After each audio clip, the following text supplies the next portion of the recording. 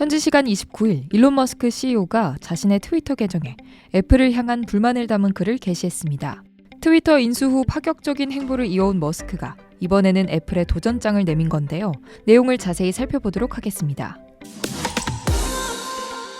사건의 발단이 된 것은 애플의 트위터 광고 축소입니다.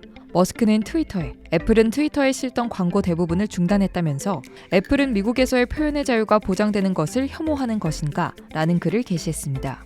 트위터에 실리는 애플 광고는 머스크의 트위터 인수 이후 급격하게 줄었습니다. 머스크의 트위터 인수가 이뤄지기 직전이었던 10월 16일에서 10월 22일 일주일 동안의 광고 금액은 22만 800달러였는데요.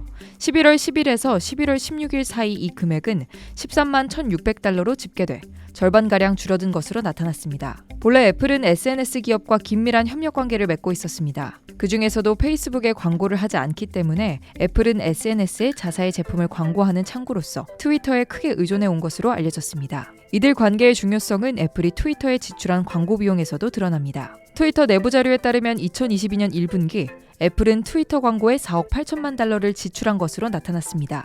이는 트위터 총 광고 매출의 4%를 차지하는 높은 비중인 것으로 알려졌고요. 그럼에도 오랜 기간 트위터와 협력해온 애플이 트위터에 싣는 광고를 축소한 이유는 제한 없는 표현의 자유를 옹호하는 머스크의 급진적인 행보로 인한 리스크가 커진 것으로 판단했기 때문으로 보입니다.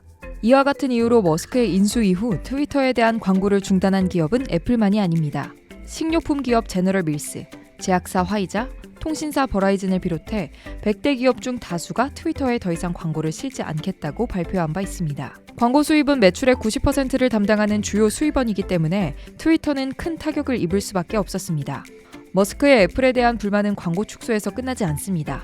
트위터 어플이 애플 앱스토어에 퇴출될 가능성이 제기된 것도 머스크의 애플에 대한 선전포고에 큰 영향을 미친 것으로 보입니다. 머스크는 자신의 트위터에 애플은 앱스토어에서 트위터 어플 노출을 보류하겠다고 위협했다면서 그럼에도 애플은 그 이유를 알려주지 않고 있다고 밝혔습니다. 애플은 콘텐츠 관리 규정이 자사와 맞지 않는다는 이유로 팔러와 갭과 같은 SNS 어플 게시를 중단한 바 있습니다. 만약 애플이 실제로 앱스토어에서 트위터 어플을 배제할 경우 트위터는 15억 명에 달하는 아이폰 사용자에 대한 접근성을 잃게 됩니다. 사용자 수가 플랫폼의 사활을 좌우하는 SNS 사업자에 있어서 치명적인 위협이 현실화되는 겁니다.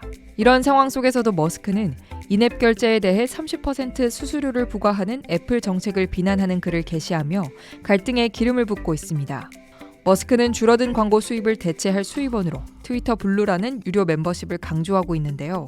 애플 디바이스 내 트위터 어플에서 멤버십을 결제할 경우 추가 수수료를 부담하는 것이 그 이유입니다. 트위터에게 있어 애플은 사용자를 끌어모으는 데 필수적인 창구일 뿐만 아니라 주요 수입원인데요. 거인을 향한 머스크의 도전이 어떤 결과로 이어질지 지켜볼 필요가 있겠습니다.